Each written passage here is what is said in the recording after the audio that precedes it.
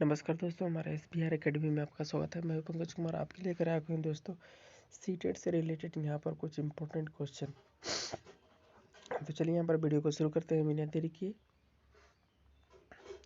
पहला क्वेश्चन है, किस उम्र में नवजात शिशु अपनी माँ की आवाज़ को पहचानता है? तो यहाँ पर होगा ऑप्शन नंबर ए, जन्म पर नवजात शिशु अपनी माँ की आवाज़ को पहचान लेता है।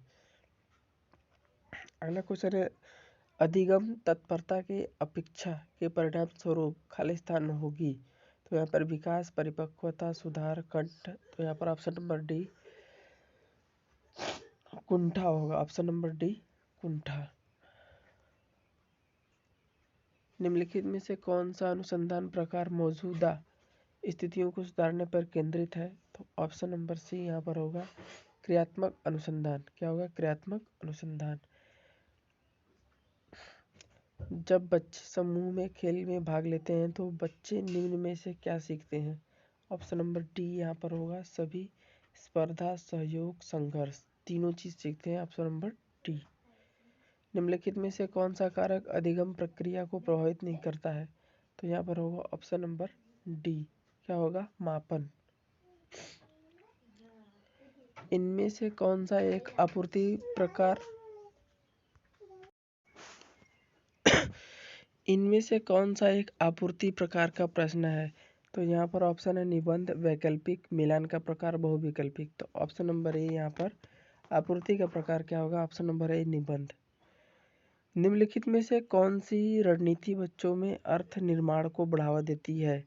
तो यहाँ पर सूचना प्रसारण, दंडात्मक उपयोग का प्रयोग करना, सम्मान और मानवीकृत परीक्षण। और यहाँ पर ऑप्शन नंबर डी हो जाएगा अन्वेषण और चर्चा। अन्वेषण और चर्चा बच्चों की रणनीति में निर्माण की बढ़ावा देती है। अगला क्वेश्चन है, विकास को आकार देने वाले पर्यावरणीय कारकों में शामिल है। क्या शामिल है? संस्कृति, पोषण की गुणवत्ता, सीखने की गुणवत्ता, ये सभी। तो ऑप्शन नंबर डी यहाँ पर राइट आंसर हो जाएगा। ये संस्कृति, पोषण की गुणवत्ता और सीखने की गुणवत्ता, अब तीनों सही है।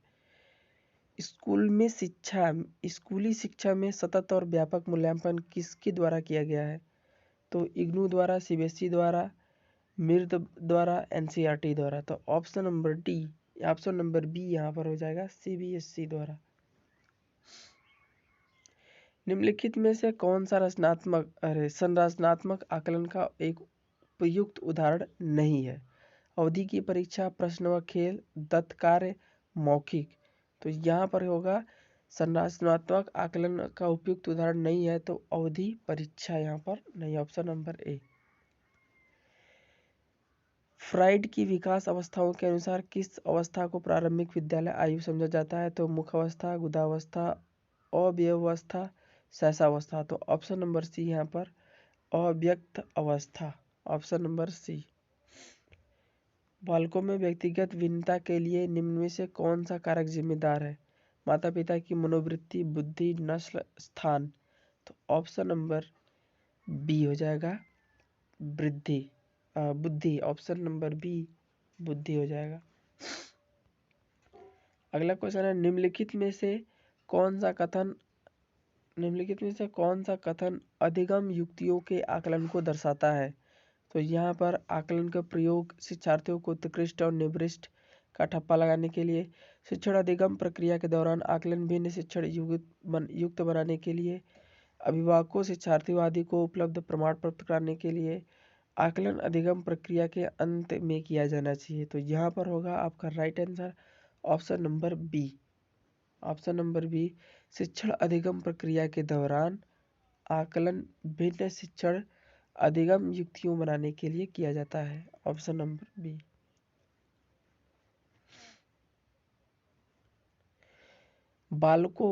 एक बालक पहले पूरे हाथ को, फिर उंगली को तथा फिर हाथ उंगलियों को एक साथ चलाना सीखता है। यह उदाहरण वृद्धि और विकास के किस सिद्धांत को दर्शाता है?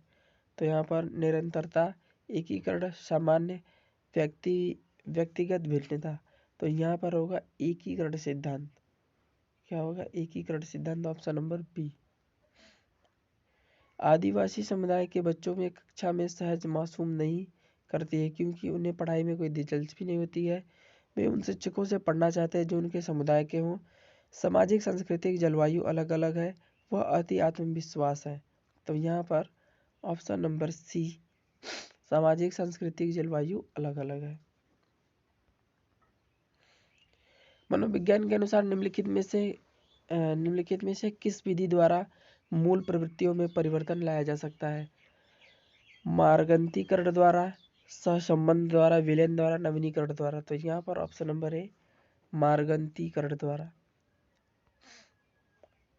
बुद्धि परीक्षण में एक 16 वर्षीय बच्चा 75% अंक प्राप्त करता है तो उसकी मानसिक आयु क्या होगी? ऑप्शन नंबर बी, 12 वर्ष। निम्न में से कौन सा सीखने के गेल्स्टॉल सिद्धांतों से संबंधित है? Screener, Pavlov, Thorndike, Kohler. तो ऑप्शन नंबर डी, कोहलर होगा। मेरा मानना है कि विद्यार्थियों के अनुशासन में रखा जा सकता है, तो यहाँ पर हो जाएगा जब उनको बौद्धिक संतुष्टि प्रदान की जाए तो उनको अनुशासन में रखा जाता है। Option number A.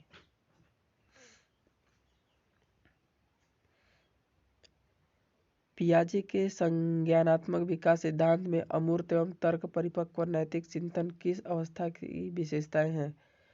पूर्व सक्रिय अवस्था, संवेदनात्मक, औपचारिक सक्रियता और मूर्त सक्रिय अवस्था। ऑप्शन नंबर सी, औपचारिक सक्रिय अवस्था।